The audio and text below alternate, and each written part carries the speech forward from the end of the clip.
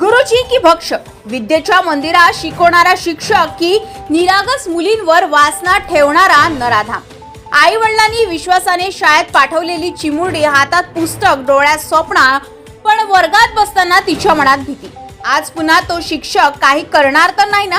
प्रश्न आहे, आपल्या मुली शाळेत सुरक्षित आहे का, की गुरुजींच्या वेशात काही विकृत लोक मुलांच्या निरागसतेचा शिकार करत आहे?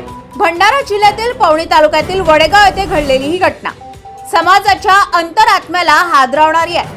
वडेगाव येथील जिल्हा परिषद शाळेत कार्यरत असलेला अनिल कुमार जगन राऊत, वय वर्ष 54, राहणार लाखांदो, या शिक्षकावर 4थीच्या वर्गातील चिमुरड्या विद्यार्थिनीसोबत अयोग्य वर्तन केल्याचा आरोप समोर आलाय. माहितीनुसार त्या निरागस मुली काही दिवसांपासून घाबरल्या होत्या, शाळेत जायला कचरू लागल्या होत्या. काही मुली आईच्या कुशीत रडत म्हणत होत्या, आई मला शाळेत पाठवू नको.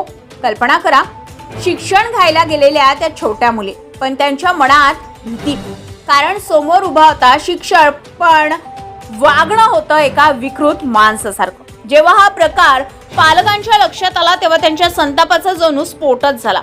मंगळवारी सकाळी 7:30च्या सुमारास हा प्रकार उघडकीस येताच संपूर्ण गाव संतापून उठून पेटलंय.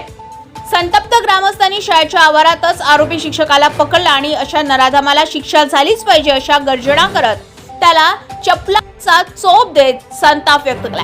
त्यावेळी शाळेच्या परिसरात एक हृदय पिळवटून टाकणारी दृश्य होतं. एका बाजूला संतापानं पेटलेले पालक आणि दुसऱ्या बाजूला भीतीनं थरथरणाऱ्या चिमुरड्या मुली.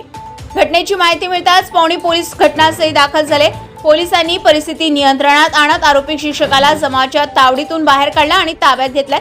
या गंभीर प्रकरणाची दखल घेत पोलिसांनी आरोपी अनिल कुमार राऊत यांच्या विरुद्ध पोस्को कायद्याअंतर्गत गुन्हा दाखल करून त्याला अटक केली आहे. पण प्रश्न फक्त एका शिक्षकाचा नाही, हा प्रश्न संपूर्ण शिक्षण व्यवस्थेला हादरवणार आहे.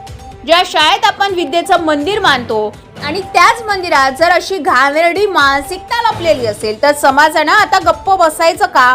त्या चिमुरड्या मुलीच्या डोळ्यातील भीती, त्यांच्या मनात कोरलेली जखम आणि पालकांच्या हृदयात पेटलेला संताप, हा प्रश्न आता प्रत्येक समाजाला विचारावा लागेल.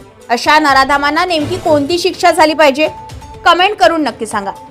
गजा महाराष्ट्र 24 न्यूज करता सुधीर शिवणकर, भंडारा.